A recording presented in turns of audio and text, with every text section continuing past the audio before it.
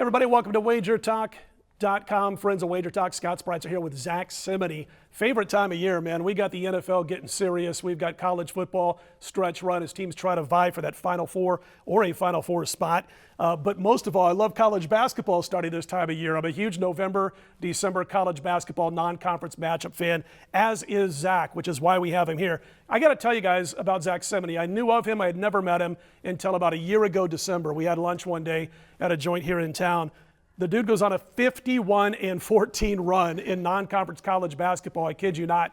You were doing a lot of work last year with both Jim Feist and also at KellyInVegas.com. And I used to do these shows with Kelly Stewart on Monday nights with Ken Thompson also. And all she would do was rant and rave about your incredible college basketball weekend that you just had. So first of all, it's good to have you here. Thank you. And I do want to get your early season college basketball tips in just a moment. But first of all, three big rule changes out of about 30. There's been over 30 rule changes for this year's college basketball. The three that jumped out to me the most: 35-second shot clock, of course, being knocked down to 30 seconds. The offense can't score on a charging call, even if the ball is released before contact. And there will no longer be a count on a closely guarded ball handler. No more 5 counts. Any of those three particular rules or any others that you've seen that are going to maybe change your style of handicapping a little bit? No, I don't think it's going to change my style of handicapping for college basketball at all. I think all of these rule changes were brought in to enhance the game. And if you're watching a game, you don't want to see coaches calling timeouts continuously. You don't want to see the charging lane calls affect the game like a few years back in the NCAA tournament with Syracuse and Michigan. Yeah, good point. It's just that's all I see it as. I'm not going to let it affect my handicapping style. I like the rule changes to enhance the game, especially the shot clock. You want teams to move the ball up and down the court, especially when it gets towards that under 7-minute mark in the second half. So I'm all for a 24-second shot clock, just like in the NBA. It's not going to happen. I'll take what they give us, which is a 30-second shot clock.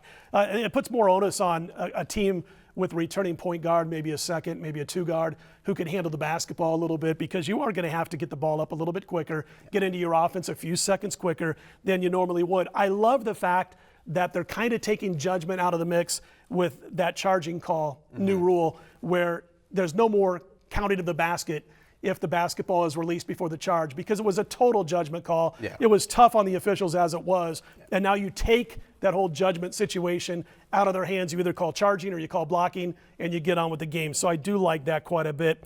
Early season tip, Zack. I like to go against or pass non-elite programs that have one or no starters returning to the lineup. And if that one starter is the point guard, then I especially either like to go against them or pass completely. Those are the non-elite teams. Of course, Kansas, Kentucky, those teams are going to keep bringing in the talent to make up for that. Give us a couple of your big handicapping tools that you like to use out of the blocks. well, for me, it's all in value. Early season, you're going to have that value just based on odds makers they don't know the players as well. They don't know the coaching style as well. You got so many changes, so it's all in value.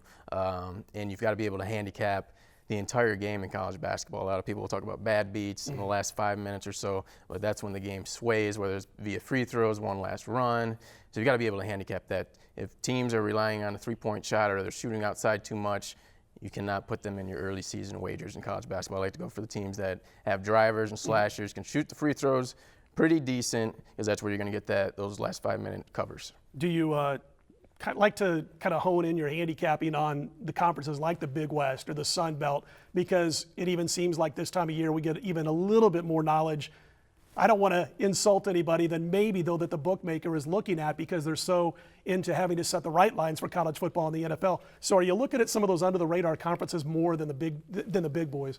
It just depends. Like we mentioned the Northern Illinois, Cal State Northridge, that's just based on the coaching turnaround for Reggie Theus' third year. So that's why I like that, and just the style of play I've seen from Northern Illinois. So I believe Cal State Northridge can hang in that game, keep within the spread, and pull that out towards the end. But as far as just small schools in general, I think if you get the right line against a big school, whether it's the high teens, low 20s, you can evaluate that, but it's not necessarily on big or small schools. I know you'll see a lot of Big West teams. You'll see a lot of Mo Valley teams in the early portion of the season for what I like to do.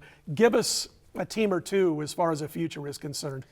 Well, I love Kansas. I love Kansas this year. I think Bill Self's, he's been throwing too much flack for his coaching strategies. I mean, Coach K, he's had just as many losses early in the tournament as Bill Self. I mean, Coach K lost to Mercer just 2 years ago, came around, turned and won last year. And I think that's a similar spot that Kansas is in. It's not necessarily having the top-tier talent. all the time. I think maybe they had too many great players on their team the past 2 or 3 years. This year, not as many players. They're probably going to run an 8-man rotation, but I love their upperclassmen, Frank Mason Jr. especially. He'll be one of the top point guards in the country, and that's what I look for in a team that can carry on into the NCAA tournament. You know, UConn with Kemba Walker, Louisville with Peyton Siva, and last year with Tyus Jones. Those are the type of teams, when you have a point guard like Kansas does with Frank Mason Jr., especially an upperclassman, I think that gives you an upper advantage in the NCAA tournament. No Cliff Alexander, no Kelly Oubre. If you mentioned that on 99.9% of the rest of the college basketball world, you'd say their program's in for a world of hurt. Yeah. Bill Self's biggest problem this year, Zach, I agree with you, this is a contender, obviously. Bill Self's biggest coaching problem going into this season is keeping guys happy for reduced minutes, because he's probably got 10 guys who could start anywhere in the country, and he's going to have to be able to find enough time for a lot of these guys who are going to be coming off the bench. So it's almost more of a managing type of situation than it is X's and O's with Bill Self in Kansas. Exactly, and my last point on Kansas is there's a little bit of ACC inflation right now with Duke, with North Carolina, with Maryland, and I don't think they're going to hold up the entire season, especially Duke. It's never good to back a team back-to-back years in college basketball. And, of course, Kentucky, they've been reigning supreme. They're 7-1 right now, so I think the value is got to shift. It's shifted out west to Kansas, and then that's who I'll be taking this year. Well, you're a laid-back guy, and you do your work, and I really appreciate you coming down and doing these videos with us. And I want to say that no pressure, but the pressure's on. 51-14 last year. Let's see if we could at least come close to that. Even if you go, 40-25, you're doing all right. So, but good stuff last year, and we look forward to this year's college baskets from you, man. Thanks for bringing me on, Scott. Absolutely. At Cimini on Twitter. That's Cimini.